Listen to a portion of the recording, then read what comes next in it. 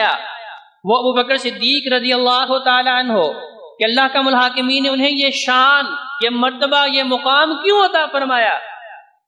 بھائیو آج ہمیں جو ہے بس مفروضے بتا دی جاتے ہیں کہ آپ اتنے 100 مرتبہ، اتنے 1000 مرتبہ وہ وظیفہ پڑھ لیں، آپ کو 80 حج کا ثواب مل جائے گا، آپ فلاں چیز تقسیم کر دیں، آپ کی زندگی کے سارے گناہ معاف کر دیے جائیں گے، آپ یہ خواب جو ہے مجھے آئی ہے اس کی کاپی آگے تقسیم کر دیں، واٹس ایپ کر دیں۔ بھائیو یہ ساری باتیں کیا ہیں؟ اصل بات تو وہ ہے جو اللہ کا الحاکمین نے اپنے قرآن میں بیان فرما دی، یا محبوب پیغمبر علیہ السلام نے اپنے فرمان کے اندر لوگوں کو بتا دی، کیونکہ بھائیو اسی کے اندر میری اور آپ کی کامیابی ہے۔ بظاہر جتنا مرضی خوبصورت سے خوبصورت عمل ہمیں لوگ بتا دیں کہ آپ یہ کر لیں، اس سے آپ کو فلاں فائدہ ہو سکتا ہے، فلاں نقصان سے بچ سکتے ہیں، آپ کو اتنے حج عمرے کا ثواب مل سکتا ہے، آپ کو اتنے شہداء کا ثواب مل سکتا ہے، بھائی یہ باتیں ہمیں دین سے دور کرنے والی ہیں۔ سیرت صدیق سے پوچھتے ہیں کہ انہیں یہ شرف، انہیں یہ اعزاز، انہیں یہ مقام کیسے ملا؟ سب سے پہلی بات کہ انہیں نبی کریم علیہ السلام سے محبت دل و جان سے بڑھ کے تھی، اپنی جان سے بڑھ کے بھی انہیں محبت آقا علیہ السلام کی ہستی کے ساتھ تھی اور آقا علیہ السلام کے فرمان کے ساتھ تھی۔ جس چیز سے محبوب پیغمبر علیہ السلام منع کر دیتے تھے ایسا ممکن نہیں کہ ابو بکر صدیق رضی اللہ تعالیٰ عنہ اس کے قریب جائے،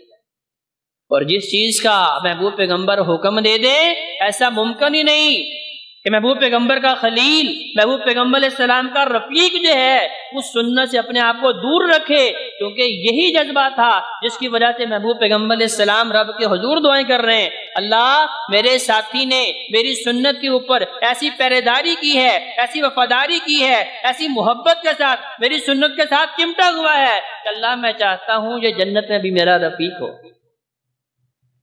کہ جب لوگوں نے محبوب پیغمبر علیہ السلام کے معراج کے واقعے کو تمسخر کا نشان بنایا اور مکہ کے اندر یہ چیم گوئیاں ہو رہی، یہ کیسے ممکن ہے کہ راتوں رات ایک بندہ کہتا ہے مکہ سے اٹھا ہوں، بیت المقدس گیا ہوں، بیت المقدس سے پھر پہلا آسمان، دوسرا، تیسرا، 7 آسمانوں کی سیریں بھی کی، رب سے باتیں بھی ہوئی، تحفے تحائف کا تبادلہ بھی ہوا، اور پھر وہ واپس بھی آ گیا اور رات ختم نہیں ہوئی، یہ کیسے ممکن ہے؟ اب چونکہ مشرکین مکہ محبوب پیغمبر علیہ السلام کی بات کو اپنی عقل کے مطابق دیکھ رہے تھے، آج ہمارے معاشرے میں بھی یہ بہت بڑا فتنہ پیدا کیا جا رہا ہے کہ آپ کو قرآن اور نبی علیہ السلام کا فرمان جو عقل کے مطابق لگتا ہے، جو آپ کی سمجھ میں آتا ہے، آپ اسے مان لیں، جو سمجھ میں نہیں آتا اسے چھوڑ دیں۔ آج ہماری صفوں میں بھی انتشار پیدا کرنے کا سب سے بڑا سبب یہ بھی ہے، اور بھائیو انسانی عقل تو ناقص ہے۔ اگر آپ عقل کے مطابق کسی چیز کو جانچنا چاہتے ہیں تو جو ایمانیات کی شرائط ہیں اس کے مطابق ثابت کریں اللہ رب العزت کی ہستی کو۔ ہم نے تو محبوب پیغمبر علیہ السلام کو بھی نہیں دیکھا،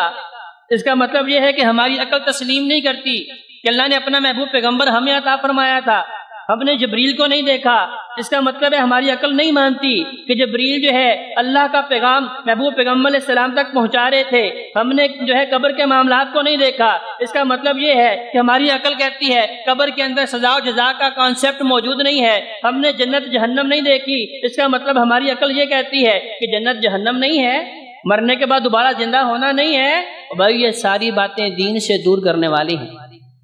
حضرت علی رضی اللہ تعالی عنہ شیر خدا مولا کائنات فرماتے ہیں کہ بھئی ہم نے اپنی عقل کو دین کے ماتحت رکھنا ہے۔ فرماتے ہیں میرے ذہن کے اندر یہ خیال آتا ہے کہ جب ہم نے وضو کر کے موزے یا جرابیں پہن لی ہو اور ہم نے اگلا وضو کرنا ہو اور اس کے اوپر مسح کرنا ہے، فرماتے ہیں میری عقل، میری سمجھ میں یہ بات آتی ہے جب ہم چلتے ہیں تو پاؤں کا نچلا حصہ نیچے لگتا ہے، مٹی نیچے لگتی ہے، ہمیں ہاتھ نیچے پھیرنا چاہیے، لیکن شریعت محمدی کیا کہتی ہے؟ محبوب پیغمبر علیہ السلام کا فرمان کیا ہے؟ آپ نے موزے یا جراب کے اوپر مسح کرنا ہے، ہاتھ اوپر پھیرنا ہے۔ فرماتے ہیں میں اپنی عقل کے مطابق عمل نہیں کروں گا، محبوب پیغمبر علیہ السلام کے فرمان اور آقا علیہ السلام کی سنت کے اوپر عمل کروں گا۔ اس کا مطلب یہ ہے کہ ہم نے اپنی عقل کو محبوب پیغمبر علیہ السلام کے فرمان کے تحت رکھنا ہے، اسے نیچے رکھنا ہے۔ ایسا نہیں کہ یہ بات مجھے سمجھ نہیں آ رہی لہذا یہ دین کا حصہ نہیں ہو سکتی۔ تو لوگوں نے چیم گوئیاں کی، باتیں کی، اختلاف کی، کیسے ممکن ہے؟ اب جا کے حضرت ابوبکر صدیق رضی اللہ تعالیٰ عنہ کو جا کے کہا، ابھی ان کی ملاقات محبوب پیغمبر علیہ السلام سے نہیں ہوئی، ابھی یہ واقعہ آقا علیہ السلام کی زبان مبارک سے نہیں سنا۔ مشرکین مکہ بھاگتے ہوئے جا کے کہتے ہیں ابوبکر بتاؤ یہ کیسے ممکن ہے کہ یہ زمینی سفر جو ہم گھوڑوں پہ گدوں پہ کرتے ہیں، کئی ہفتے کئی دن لگتے ہیں، مکہ سے شام جاتے ہوئے، بیت المقدس جاتے ہوئے، اور پھر وہاں سے آسمانوں کی سیر، ان کے خیال کے مطابق کئی مہینے کئی سال لگنے چاہیے تھے، لیکن حضرت ابوبکر صدیق رضی اللہ عنہ کہنے لگے یارو بتاؤ بھئی یہ بات تمہیں کس نے کی؟ آج ہم اس بات کی تصدیق بھی نہیں کرتے۔ ہمیں کوئی بھی چیز میسج آتا ہے، سوشل میڈیا پہ کوئی چیز دیکھتے ہیں، بغیر تحقیق کی اسے آگے فارورڈ کرنا شروع کر دیتے ہیں، بھیجنا شروع کر دیتے ہیں۔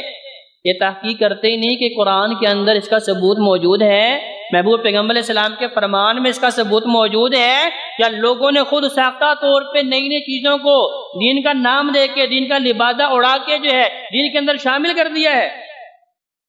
کہا یہ بات کس نے کہی؟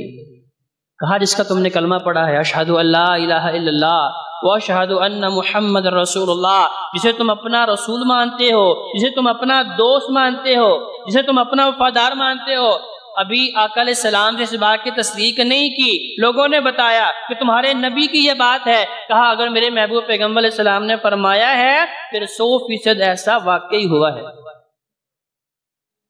تو یہ پہلا جذبہ جو ہمارے اندر بھی ہونا چاہیے، جب ہمارے سامنے قال اللہ و قال الرسول آ جائے، جب ہمیں کوئی بھی بندہ بتا دے کبھی رب کا یہ فرمان ہے، محبوب پیغمبر علیہ السلام کا یہ فرمان ہے، ہم تحقیق بھی کر لیں، اس کی جانچ پرکھ بھی کر لیں، تو پھر اسے دل و جان سے تسلیم کرنا حضرت ابوبکر صدیق رضی اللہ تعالیٰ عنہ کی سنت ہے، جس کی وجہ سے اللہ کا الحاکمین انہیں یہ شان، یہ مقام اور مرتبہ عطا فرمایا۔ لیکن آج ہم کیا کہتے ہیں؟ نہیں میرا باپ ایسے کرتا تھا، میرا دادا ایسے کرتا تھا، میں نے اپنے پردادا کو ایسے کرتے دیکھا، میں نے اپنی برادری میں رہنا ہے، میں نے اسی گاؤں میں رہنا ہے، اسی محلے میں رہنا ہے۔ حق سمجھ آنے کے باوجود بھی حق پہ نہ چلنا، بھائیو یہ یہود و نصارہ کی صفت ہے۔ یہود و نصارہ کے سامنے جب محبوب پیغمبر علیہ السلام نے حق رکھ دیا اور انہوں نے اس کی جانچ پرکھ کر لی، ساری نشانیاں دیکھ لی، یہ اللہ کے لاڈلے پیغمبر ہیں، اللہ کے آخری پیغمبر ہیں، اللہ کے محبوب پیغمبر ہیں، جن کی نشانیاں تورات، زبور، انجیل کے اندر موجود ہیں، انہوں نے صرف اس لیے نہیں مانا، وہ کہتے تھے نحن وجدنا علیہ آبانا، وہ ہم کیسے مان لیں، ہمارے آباء و اجداد تو ایسے کرتے تھے۔ بھائیو قبر میں نے اکیلے جانا ہے، جب میں نے مرنا ہے میرے غسل کے اندر کئی لوگ شریک ہو سکتے ہیں، میری تدفین میں کئی لوگ شریک ہو سکتے ہیں، لیکن منو مٹی کے نیچے مجھے اکیلے دفن ہونا ہے، اور مجھ اکیلے سے سوال ہونا ہے، اور بتاؤ کس رب کو مان کے آئے ہو، کس دین پہ چل کے آئے ہو، کس نبی کی اتباع کر کے آئے ہو۔ اس وقت میرے آباء و اجداد نے میرے ساتھ میری قبر میں نہیں آنا، میرے باپ نے میری قبر میں آ کے جواب نہیں دینا، میرے دادا پردادا نے نہیں آنا، میرے دوستوں نے نہیں آنا۔ آج انسان اپنے دوستوں کے مطابق جو ہے اپنے دین کو بدل لیتا ہے، محبوب پیغمبر علیہ السلام کی سنت سے ہٹ جاتا ہے۔ کیا جی دوست نہیں کرتے، دوست نہیں چلنے دیتے، دوست روکتے ہیں۔ بھائی یہ سارے کے سارے رشتے تب تک ہیں جب تک میرے اوپر منو مٹی نہیں ڈلتی۔ جیسے مٹی پڑنی ہے اسی وقت انسان کی ہوش ٹکانے آ جانی ہے کہ ہائے ہائے افسوس میں نے اپنی زندگی برباد کر لی۔ مرنے سے پہلے پہلے وقت ہے کہ اللہ کا الحاکمین نے جن لوگوں کو مقام دیا، جن لوگوں کو شرف دیا، ہم ان کی سیرت کو پڑھیں، انہیں یہ مقام کیسے ملا۔ وہ باتیں کر کے نہیں ملا بلکہ انہوں نے دل و جان سے بڑھ کے محبوب پیغمبر علیہ السلام کی ہستی اور آقا علیہ السلام کی بات کو وقت دی ہے، اہمیت دی ہے، اپنی خواہشات کو جو ہے آگے نہیں لے کے آئے۔ تو اللہ کا الحاکمین نے اسی لیے انہیں صدیق کا لقب عطا